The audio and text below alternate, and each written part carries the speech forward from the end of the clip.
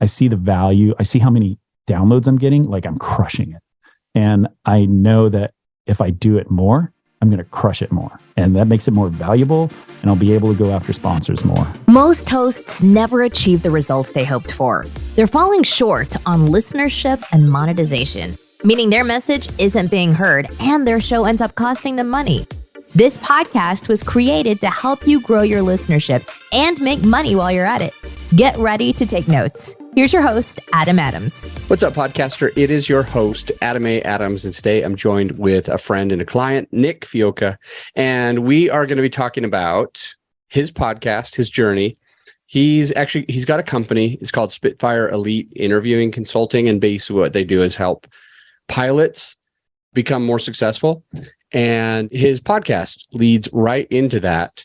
And I'm looking at it. It's brand new, and I'm being blown away because we just launched. He's a client. We work with him, but he's only got 11 episodes. And I just noticed, I'm looking at it right now, 84 ratings.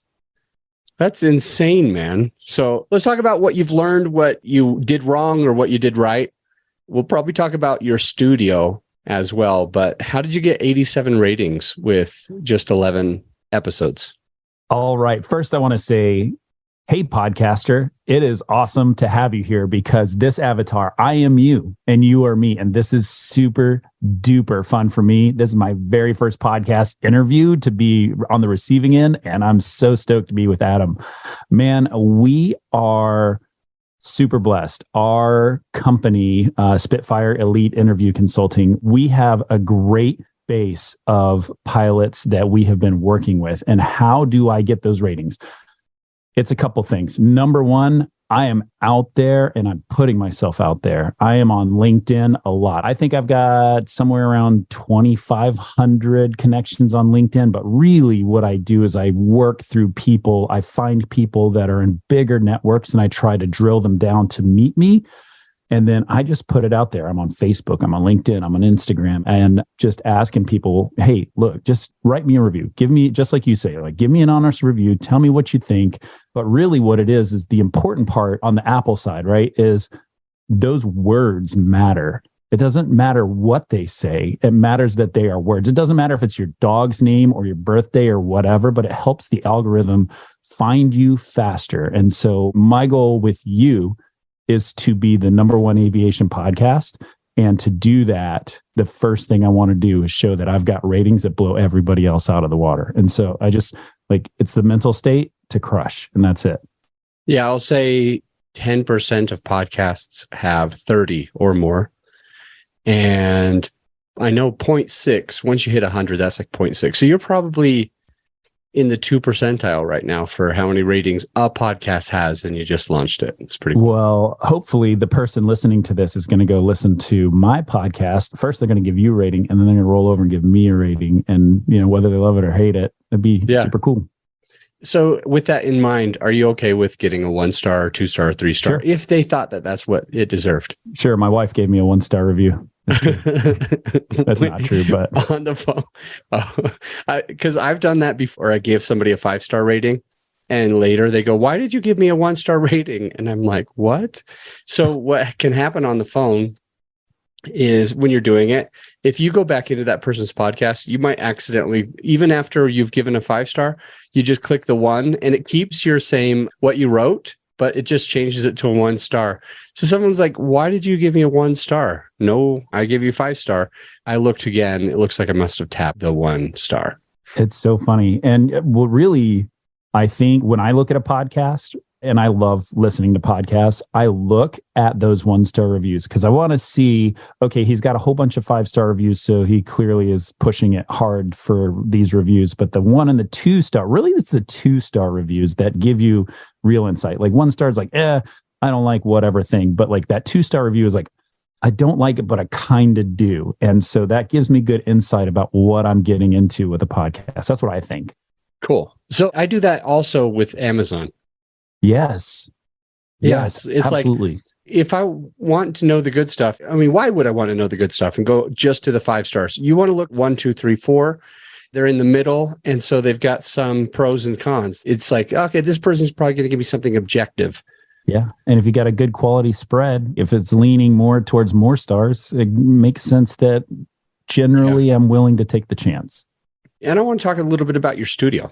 Sure. If you don't mind. So it's very, very nice. Here I am, Nick. We just started working together within the last couple of months. The podcast is finally launched. And all of a sudden we hop onto this call and he's using a better mic than me. He's in a room that's completely treated. And I'm like, what room are you in? What's going on? So maybe we could just have you explain your studio, because your sound is on point. And so just let us know, like, what does it look like? What did you do? What are you going to do? That kind of stuff. Sure, absolutely. So I guess I should give you a little history. When we were going to start the podcast, I reached out to a friend of mine named Bo Parker at Think Designs, and he's just an audio video like machine. And so I said, I want to start a podcast. Here's $80 worth of things I think I should buy. And he said, no. Like, if you want to do it, you've got to do it right. And so I don't have a ton of money and I've got 5 kids. So I actually budgeted for it with my friends at Spitfire, and we put some money aside. We got a RODECaster Pro II. We got this microphone, right? I got the Shure SM7B, which is the most beautiful microphone for a guy with my voice. With this deep voice that I have, it just brings out those tones and I love it. Like, I can just listen to it. I can pick it out sometimes when I'm hearing something and I'm like, oh, they've got an SM7B. It's so clear. You'd know it because Joe Rogan uses that and a bunch of famous podcasters, a lot of acoustic recorders and stuff. I've got this ball on here, which is called a Chaotica. And the Chaotica is designed for people that don't have a sound studio, that are in kind of like a larger room. It works okay. It's like $200. I don't think it's worth it, but I do a lot of things on the road where I'm taking, I'm an airline pilot, right? So I take this with me sometimes to go do interviews and stuff. So this helps dampen it. And it's this foam ball, and it's probably there's a Chinese knockoff, which is probably just fine. I got this one just because when I launched my podcast on the very first day and I had 30 views, I was like, I'm going to go treat myself. And so I got this thing. And then finally, it was a long way around. If you're watching on YouTube, you can see I'm trying not to turn around, but behind me is this foam sound deadening material. But let me tell you what, I got it on Amazon. It was $60, and it was a pile, this huge compressed stack of 80 of them or something. And they're just flimsy and cheap. And I mean, there's nothing to it. And what I also bought that you can't see is this, it's a screen. It's like a privacy screen. If you're going to change clothes or something, it was another $60-$70. But I'm sitting in we have a baby, right? I'm sitting in the baby's nursery. So I've got 2 behind me in a V shape to help dampen that sound, because I'm in this tiny little room, and I've got one right in front of me because my voice leaves my body, hits the microphone, and keeps going to the wall. And so I want to reduce that. And beforehand, I was recording with nothing. And I did 4 episodes, and man, it was so echoey and is so annoying. And sound quality is the thing. If you're going to invest in anything, right? Advertising, maybe the better equipment that you can have and the better sound you can put yourself in, the more you're going to sound professional and the more people are going to listen and appreciate it. Because there's nothing worse than sitting down and having something echo off a wall 5 or 6 times. And you're like, this is just some guy at the coffee table. And so I don't want to be the guy at the coffee table, even though I am literally at a coffee table. Speaking of coffee, once upon a time, I'm driving down the hill to try to get to my recording studio. It used to be about 45 minutes away. And I'm driving down the hill. It's just so snowy, I'm not going to do it. So I pull in to Starbucks, and that's where I record my podcast. And it was nuts. Not only was my sound bouncing off the coffee table, I was just using a laptop mic. And by the way, this is on the old podcast that I sold, but about real estate. And I did that interview, and I listened to it later, and I said, I'm never going to do an interview like that again. If I have to pull in, I'm just going to say, let's reschedule. And so obviously sound quality is important to you. Obviously you're talking about how if you're going to put it out, it's one of the most important things, and you want people to come to you. But what makes you feel that way? Like, why can't we just have a regular sound? Why can't we just record with our laptop mic, or in a crappy room, or with a mic that doesn't have a $200 foam on it? Yeah, you're absolutely, and you don't need this $200 foam. This was totally treat yourself. Like I looked at my wife and I'm like, hey, you mind if I go get this thing? Because a buddy of mine who runs another podcast has one. I was actually jealous, and that's why. I'm jealous too. It's so big. It's bigger than my head. Okay, well, before I answer your question, I want to ask you, because I always listen to your podcast. So what microphone are you using right now? And tell me about your studio right now. Yeah. So in my first studio ever, it had the egg cartons, kind of like the same foam stuff that you have. It had that everywhere. I had a Shure SM7B with a regular foam and a little stand. And the Shure SM7B was phenomenal. And I switched later how I told you I was coming down the hill and it was snowing and I couldn't make it. So I just went to Starbucks. It wasn't long after that I ended up getting an office right by my house so that I wouldn't have to miss as many.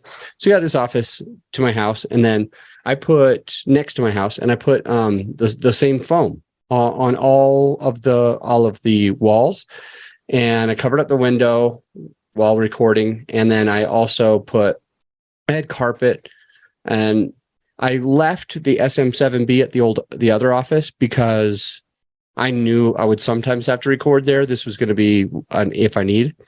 So I bought a new mic, and the one that I bought had just came out at that time. It was brand new. It's the Shure MV7.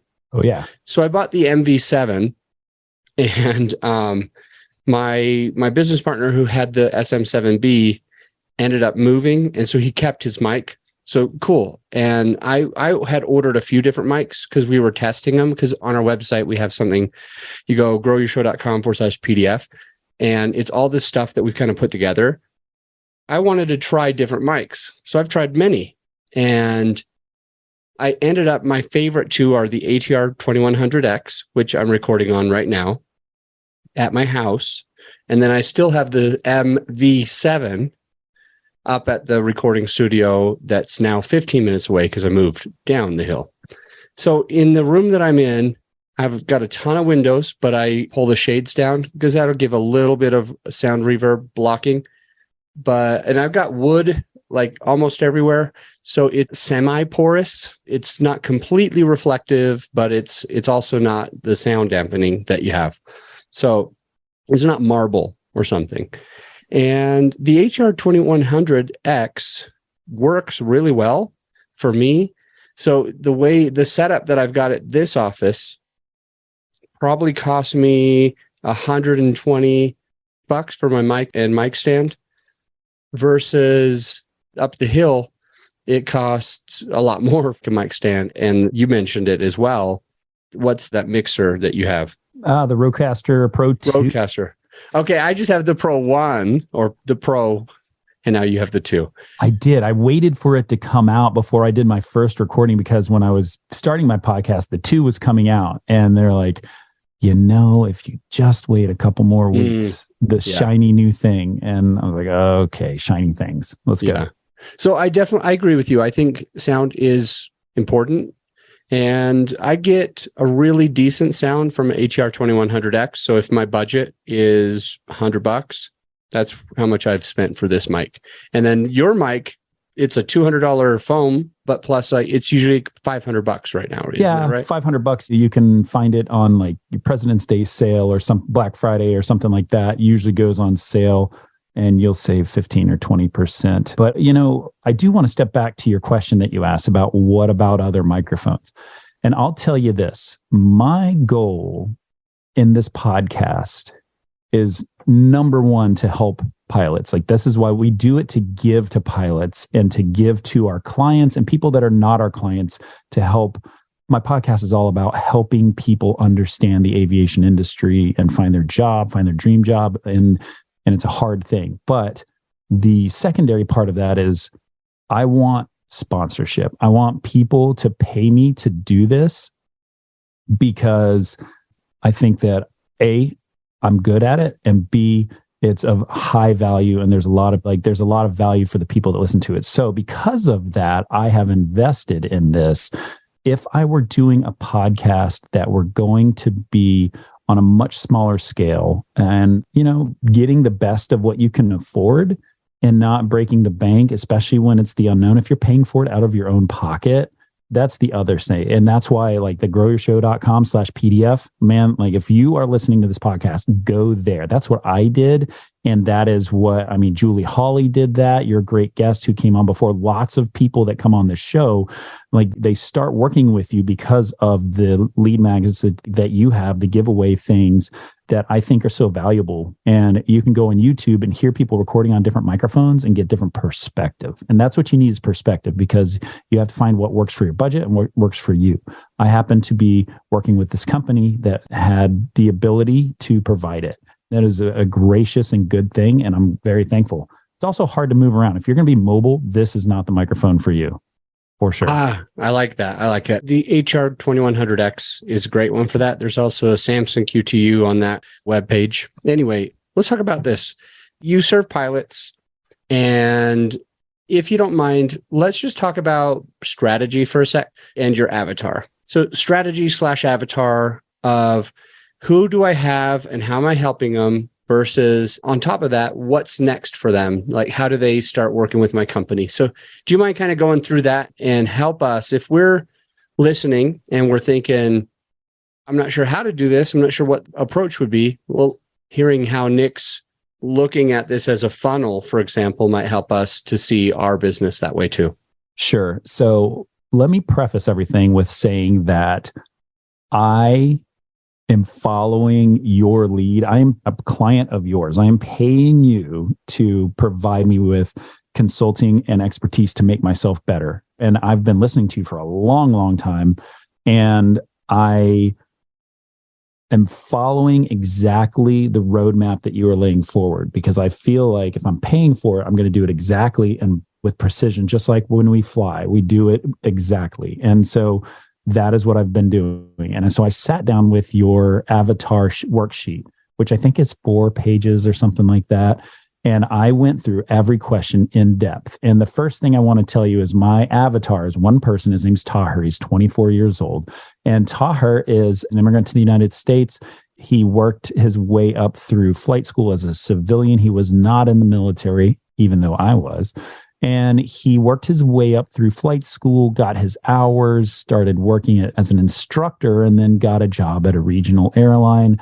Regional airlines are things like SkyWest, or you see a plane that says American Eagle, or something that just says Connection, like Delta Connection. Like those are the regional airlines where guys are working their ways to get to the majors, which are United, Delta, American, FedEx, Southwest, that kind of stuff. So Taher's on his way. He's making his way where he needs to go. But there are lots of choices and so many different things. And he's open-minded, he's interested, but he needs a path. And so what I do is I look at him and I say, this is the options here. Like, let me lay them all out. And I reach out to HR directors, CEOs of companies, of airlines. I tell them, I want to tell your story, and I want to help people understand who you are, what you're looking for, and why it's a great company to work for. Because there are lots of airlines. They pay, some companies, like people at FedEx, they're making $750,000 a year. Some are making more. Some are making, 1.1, 1.2, those kind of things. And it takes a long time to get there because the people that are doing flight instructing are making peanuts, and they have $200,000 worth of school loans that they have to pay back. And so they have to, there's a big old carrot and there's a big brass ring right there. But Taher is trying to find his way. So that's my avatar. The secondary effects of that are the fact that I'm military. So the people that are military transitioning, getting out of the military, they are automatically attracted to me because I am very vocal in our community. Once they get out, they're jumping right into whether these bigger airlines, but there's a ton of stuff they've got to do. So I talk to that and I follow your format. I just do what you say to do. That's all I do. I just do it because you're pleading with us every single week. And then you do the solo episode by something I say that rubs you the wrong way. And like, that'll be the next solo episode after this. So just listen up. But I do the same thing. I have an interview and then I do a solo episode. I do an interview and I do a solo episode. And I'll tell you what, I'm really thinking about moving it to every single, like 5 days a week, because I see the value. I see how many downloads I'm getting. Like I'm crushing it. And I know that if I do it more, I'm going to crush it more. And that makes it more valuable. And I'll be able to go after sponsors more. And I'm keeping my powder dry right now because I've got a big fish that I'm trying to catch and just working down that path. Good stuff. So I want to find out and maybe move into a couple other questions just to make sure that we understand. So Spitfire Elite Interview Consulting, how do they serve that avatar? Like, what's the bottom part of your funnel? Sure, absolutely. So the whole idea, like, own Spitfire. I work for, like, they're like brothers to me, the two gentlemen that own it. And I'm just the biggest hearts of people you've ever met in your life. And the whole idea is to create this funnel that hopefully people will listen to the show and be interested. And then they'll walk their way over to the website and realize that the hardest thing to do, the highest stakes thing for your whole career is the interview at an airline. And it's unlike any interview ever. Like, it's not like an IT interview. It's not like an interview at McDonald's. It used to be 2 days long. And now it's down to 1 day, and it'll probably go back to 2 days at some point. But there's technical questions about aviation. There are questions about who you are and what you would do in different scenarios, right? Scenario-based questions. But our focus is 3 things. Our core values are authenticity, culture fit, and empathy. And what we do is we pour out our knowledge of that and train our people to be their true selves, but to also be able to articulate who they are. And that's the hardest part, because pilots are good. Like, every pilot in the room at the interview, they're all good pilots. They're all good at what they do. Like, some of them are Blue Angels. Some of them are astronauts. Some of them just flew a Cessna for the past 2,000 hours.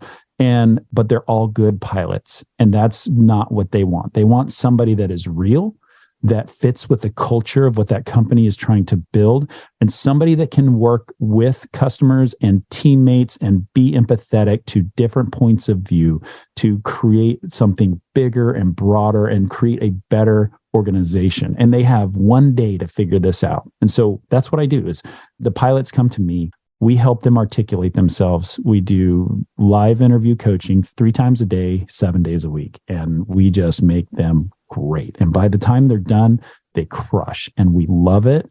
And it's just so satisfying to see somebody, to know that you're a part of somebody's future. That is so fun to us. Yeah, I got it. And to be clear, asking about the way that your company makes money when these people work with you, it sounds like you meet 3 times a day to do interview coaching. Maybe they can pick whatever time that they want and just show up every day as much as they want until they're able to do that. But how do they pay you? Is there more than one way that they pay you? Do they pay you for an online course? Do they pay you just for the consulting? How does that part look? So we are started out, you would come to our website and there's a pay portal, and you would pay for interview coaching. And it would cost something like $500-$600, which is a smoking hot deal. You would work with us for a couple of weeks. It just doesn't expire, right? So if you wanted to go work with one airline, you could go interview there. And then if you wanted to interview for another one, you just keep coming back to practice. And we do like the big picture practice, which is a Zoom call, just like we are doing here with 8 to 20 other people. And then right before your interview, we do a single one-on-one mock interview with one of our coaches, like me. You might sit down with me and I might get you ready for your Southwest interview. So there's a nominal for $150 extra if you're going to do a second mock interview with one coach, but those big picture ones is just kind of an all-inclusive thing. So we started with that. Then we started doing application review, because when you apply for an airline job, it's the absolute worst thing in the world is filling out your interview. It takes days to fill out this interview. It's like getting a top secret clearance in the military, just like tons and tons and tons of information. So we have team of guys and gals that are so good at like so particular and so focused on reviewing those. So that's another service we offer. We are growing to a subscription-based model that we are going to be moving to. We don't have the left and right limits of it now, but the idea here is like in the business side of the house, right? How do we keep a consistent flow of income? How do we create a product that we can put out there that's of value that people are willing to pay for? And so we are working on that. I can't really talk too much about it yet, but I think that's the next level. And this podcast, man, that is like, it's our big funnel. We go to hiring conferences and like you do the real estate conferences, we do that too. I'm getting ready to leave for 1 and 2 hours, but like that is getting this word out as we have more downloads and we have bigger, like I've got some massive guests coming on that are very famous in our industry. And so that's going to really, really boost my visual. What am I trying to say? Like people are going to see me more, hopefully. As a pilot, you need to know that. Isn't that a word that they would use in the cockpit? Am I even saying that right? That's right. And we say, yeah, that's exactly right. Because I don't know words and they'll leave me and that's okay. I'm okay living in my own skin and being my authentic self. I'm with you. Yeah, I want to find out a little bit about kind of your thoughts and experience of working with a team, not specifically us, but like, why did you do that? And I also have a few other questions that are kind of queued up, but let's take a quick break. And then when we get back, we'll start by just kind of understanding your thoughts of if we should pay for coaching or consulting or editing or whatever. And we'll be right back. Hey, my friend, as you know, this episode is sponsored by my company, GrowYourShow.com. We want you to be able to have the best tools at your disposal without costing you a whole arm and a leg. So right now you can get a free list of vetted equipment that like mics, mixers, webcams, sound treatment, editing software, everything that you need. I created the whole PDF with direct purchase links just to save you time and money, to help it be more convenient for you. So this free PDF will help you skip all the guesswork. If it's on there, it's vetted and approved by yours truly. And if it's not on there, it's probably not worth the money. So go ahead and get yours at growyourshow.com/PDF. Let's get back into the show. All right. Hey, that was first off an awesome break. And I love your music. It is my favorite. And that's why I went with you guys. Because of the music. That's right. So the question was kind of a broad brush question about working with teams and working with stuff. So let me just focus on why I decided to pay you like $12,000 a year, which like for you in the bigger scheme of things, like it's a drop in the bucket. But for me and my team, first off, like I have a sponsor who's an awesome person who came up to me and before 6 months before I even launched and said, "Hey, I heard you're launching a podcast. I want to sponsor you." And straight up, he told me how much he wanted to pay. And I was like, okay, I'll take that. It sounds great. He's a financial planner. And I'm like, awesome, man. Thank you so much. Just happens to be about the same amount that covers the cost of this. And so it was an easy choice because I went ahead and like having that sponsor just made it so much easier. But if I didn't, and I tried to do this on my own, I certainly wouldn't have gotten past 5 podcasts because I can tell you that I don't even want to schedule my own guests. Like I am to the point now, I've been recording, I think I've got 6 months worth of content recorded already. And I'm over it. I'm done trying to beg people to come on my show and sending the emails and all those things. Like that to me is a huge waste of my time because I could be out hanging with my family because I love my family and that's what I want to do. And I love my clients and the pilots that reach out to me every single day. I'd rather be texting them than trying to work with somebody. But I mean, I do what you say. I've got my Calendly set up. I've got everything done.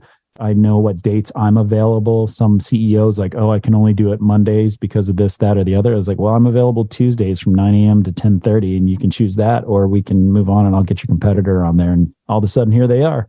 Yeah. How exactly do you have 6 months of content if you only have Tuesday at 9:30 available?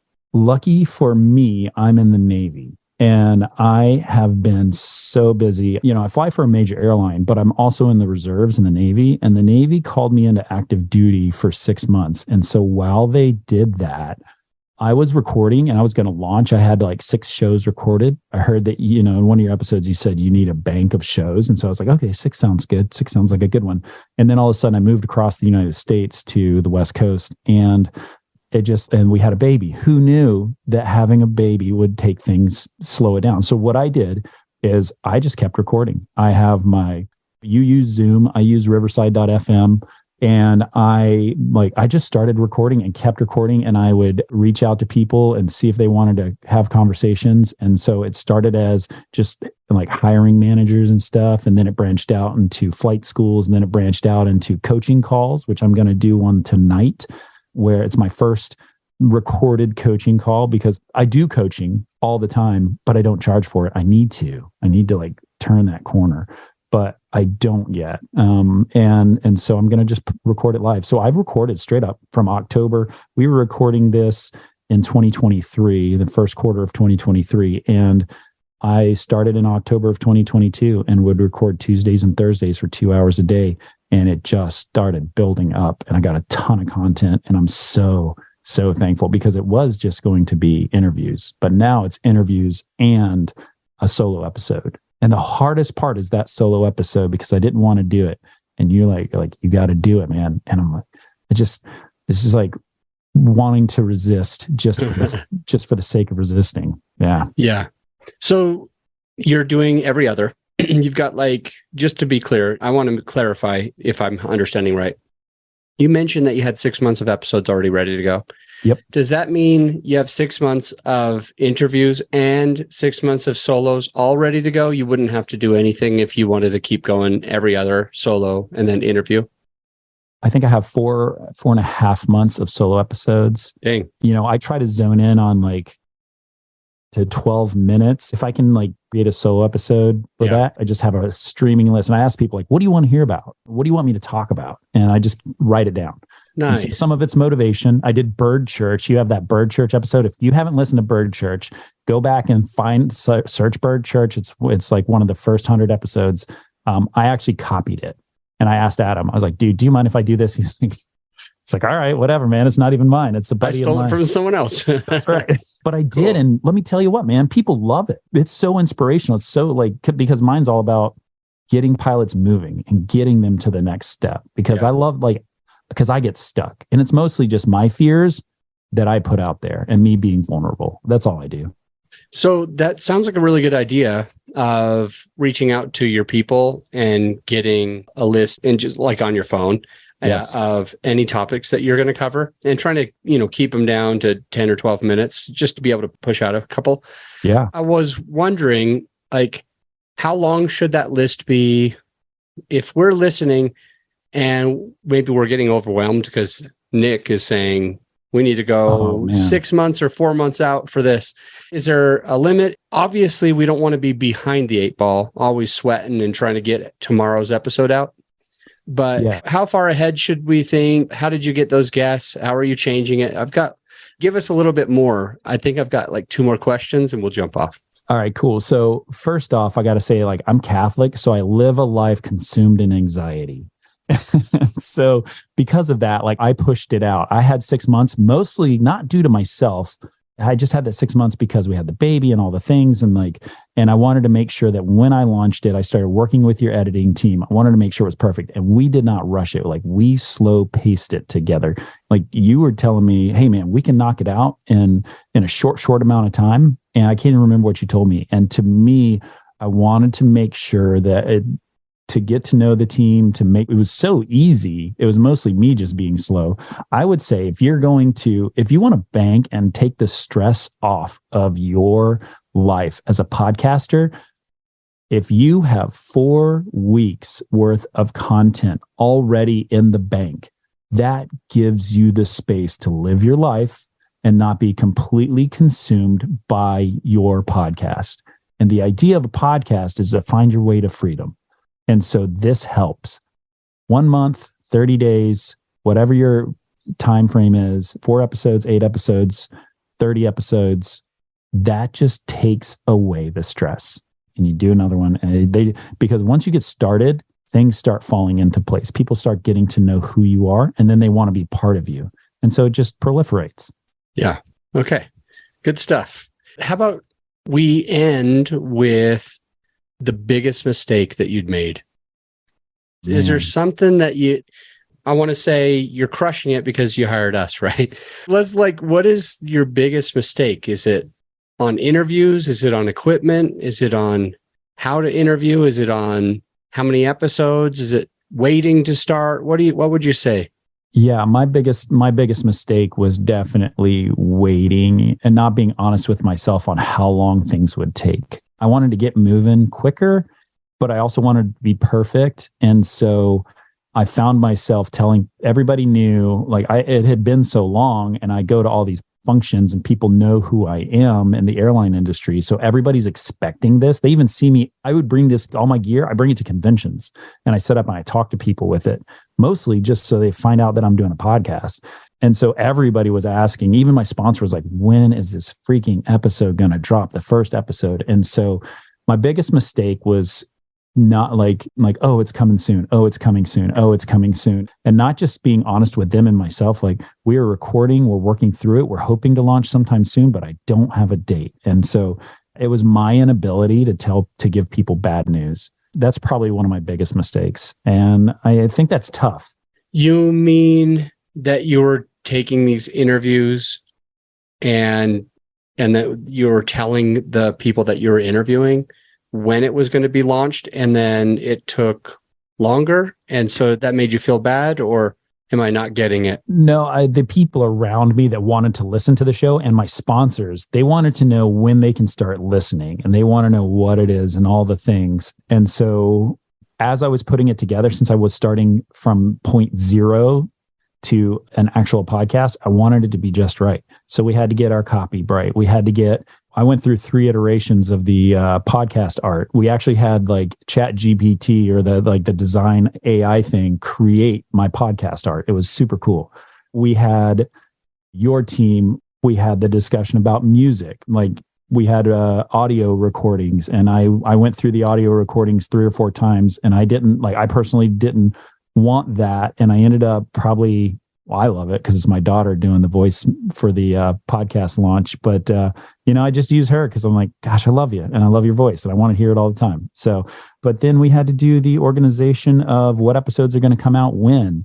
And then we had to do the, okay, you've got to do an intro. Okay, you've got to do the outgoing parts of it, the ad for the company, and you have to do a sponsor ad and then all those things. Like, your team's super fast. It's like me that gets it, that's slow with it. And if you listen to my podcast and you go to the last 90 seconds and you hear it, like, you're going to hear the exact same words with my company written instead of Adam's Grow Your Show written, because it's so good. And even my intro is exactly your intro with my voice. So like my trailer episode. Yeah.